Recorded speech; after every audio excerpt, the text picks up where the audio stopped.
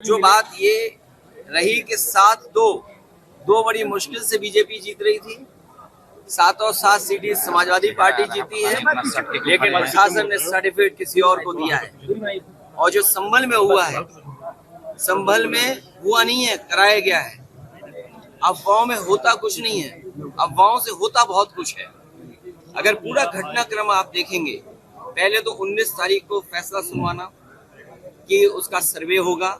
जब पहला सर्वे हुआ, किसी भी मुस्लिम पक्ष के लोगों को या संभल के लोगों को किसी को आपत्ति नहीं थी, पूरा सर्वे हुआ। लेकिन पता नहीं क्यों फिर दोबारा सर्वे करने का फैसला लिया गया और दोबारा सर्वे हुआ। अगर दोबारा सर्वे की बात हुई तो कम से कम वहां पे जो जिम्मेदार लोगों थे उनसे बातचीत करनी चाहिए थी प्रशासन को, लेकिन बातचीत नहीं की। और फिर जो सर्वे टीम गई थी, क्या उसमें बीजेपी के कार्यकर्ता नहीं गए थे? सच्चाई तो ये है, जो प्रशासन छिपा रहा है, कि जितने लोग उसमें गए थे सर्वे में, पीछे से नारे लगा के जा रहे थे। जो नारे लगाने वाले थे उन पे कितनी कार्रवाई की है? क्या नारे लगाने वालों पे मुकदमे दर्ज हुए? क्या नारे लगाने वाले जो सर्वे टीम के साथ गए थे, क्या बीजेपी के कार्यकर्ता नहीं थे? क्या प्रशासन की आंख बंद है इस बात को लेकर के? और सोचिए, आप पीजीआई में जाइए, नौकरी कहाँ की मिली राजस्थान के लोगों को? आप लोहिया इंस्टीट्यूट चले जाइए लखनऊ में, वहां पर नौकरी किसको मिली है? राजस्थान के लोगों को।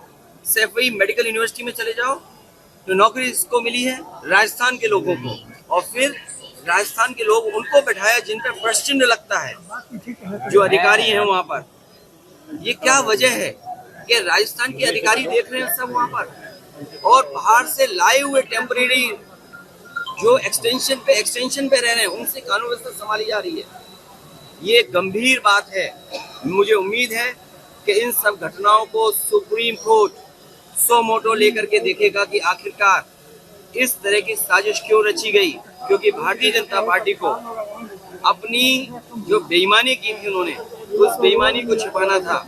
कोई दिल्ली का रास्ता इसी तरीके से दिल्ली तक पहुंचा था, कोई इसी तरीके से जहां पर अमन चैन को खत्म कर करके, भाईचारा खत्म कर करके दिल्ली तक पहुंचा था। आज लखनऊ वाले भी उसी रास्ते से दिल्ली पहुंचना चाहते हैं। ये दिल्ली और लखनऊ की लड़ाई है जिसमें जनता पिस रही है। मैं भारतीय जनता पार्टी का धन्यवाद देता हूं कि आपने जो हम लोगों को कोचिंग दी इस चुनाव में, पूरा प्रशासन आगे करके जितनी भी बेईमानी हो सकती थी की है। और लाभ देने के लिए क्या नहीं किया।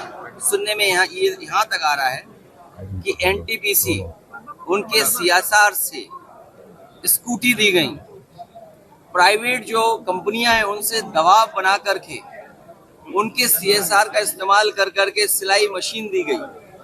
और प्रधान, बीडीसी, कोटेदारों का क्या हाल हुआ वो आपसे बेहतर कौन जाने। आज मैं त्रिभुवन दत्त जी के कार्यक्रम में शामिल होने आया, जहाँ मैं परिवार से मिला, वहीं इनके परिवार को मैं बधाई दे करके और अपने कार्यकर्ताओं से मिल करके जा रहा हूँ। गठेरी का चुनाव समाजवादियों का जीता हुआ चुनाव, और आप सब जानते हो, यहाँ कोई पत्रकार ऐसा नहीं है जो इस बात को न जानता हो कि कटेरी की विधानसभा में चुनाव कैसे लड़ा गया है।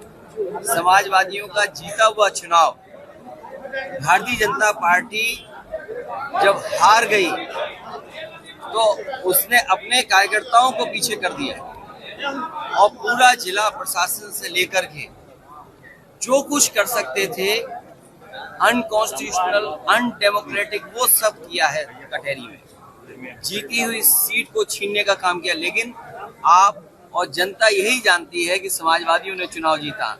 ये जो गिनती बताते थे 7-2, सच्चाई ये थी कि 2 बीजेपी बड़ी मुश्किल से जीत रही थी, 7 समाजवादी पार्टी जीत रही थी। लेकिन क्योंकि उनका मुकाबला दिल्ली वालों से था, तो उन्हें दिखाना था कि दिल्ली वाले भी देख लें कि रिजल्ट क्या आता है। इस बार वोट बीजेपी के कार्यकर्ता ने कम डाला है, प्रशासन ने ज्यादा वोट डाला है।